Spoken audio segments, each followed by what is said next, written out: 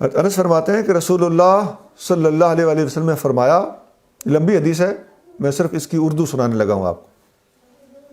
آپ کریم صلی اللہ علیہ وآلہ وسلم نے ارشاد فرمایا،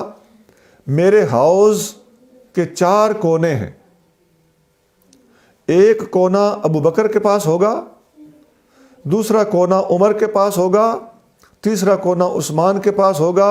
اور چوتھا کونا علی کے پاس ہوگا رضی اللہ تعالی عنہم۔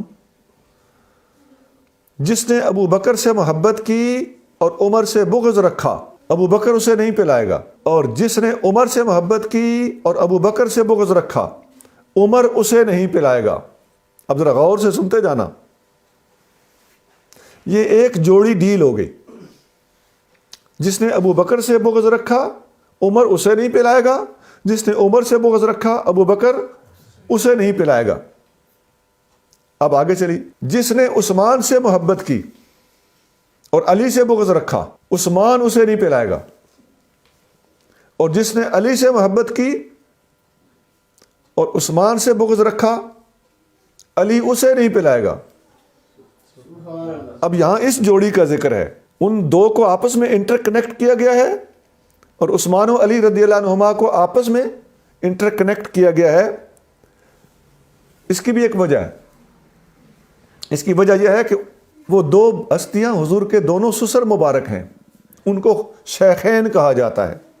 اور یہ عثمان غنی اور علی المرتضیٰ رضی اللہ تعالیٰ عنہما دونوں نبی کریم صلی اللہ علیہ وسلم کے داماد مبارک ہیں، ان کو ختنین کہا جاتا ہے۔ اور علیہ السلام کا طریقہ ہے کہ ہمارے ایمان کا اہم حصہ ہے کہ ان تفضل الشیخین وتحب الختنین، کہ ابو بکر و عمر کو افضل مانو اور عثمان اور علی سے محبت کرو۔ اس عقیدے میں بھی ہم نے جو سیٹنگ کی ہوئی ہے، ایسی حدیثوں کے پیش نظر سیٹنگ کی ہوئی ہے کہ ابو بکر و عمر کو الگ جوڑی قرار دیا گیا ہے، اور عثمان و علی رضی اللہ عنہما کو الگ جوڑی قرار دیا گیا ہے۔ ان کا آپس میں بڑا پیارا تعلق ہے کہ نبی کریم صلی اللہ علیہ وآلہ وسلم کے سسر ہیں، اور ان کا آپس میں بڑا گہرا تعلق ہے کہ دونوں نبی کریم صلی اللہ علیہ وسلم کے بیٹوں کے قائم مقام ہیں، داماد ہیں۔ تو ان دونوں کو ہم جب جمع کرتے ہیں، 2 شیخین، 2 ختنین، 2 اور 2 4، تو 4 یار کے جو ہم نعرے لگاتے ہیں یا ان کا تذکرہ کثرت سے کرتے ہیں، خلفائے اربع ہم کہتے ہیں، ہماری کتابوں میں جگہ جگہ یہ خلفائے اربع کا لفظ ملتا ہے۔ اس کا یہ پس منظر ہے، اور بھی اس کے بہت وجوہات ہیں، ناٹ اونلی دس، بہت اور بھی حدیثیں ہیں جن کے اندر ان چاروں کا ذکر اکٹھا ملتا ہے۔ ایسی حدیثیں کثرت سے ہیں، چونکہ وہ ہمارا اس وقت موضوع نہیں ہے۔ اس حدیث کو اس لیے ہم نے بیان کیا کہ اس کا تعلق حوض کوثر سے تھا۔ آگے فرمایا، جس نے ابو بکر کے بارے میں اچھا قول کیا اس نے دین کو قائم کیا، اور جس نے عمر کے بارے میں اچھا قول کیا اس نے اپنے راستے کو روشن کیا،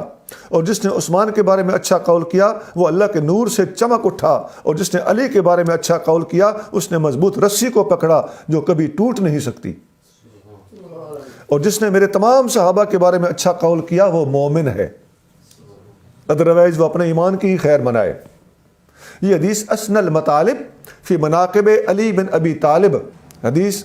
صفحہ نمبر 88 پر موجود، پیج 88۔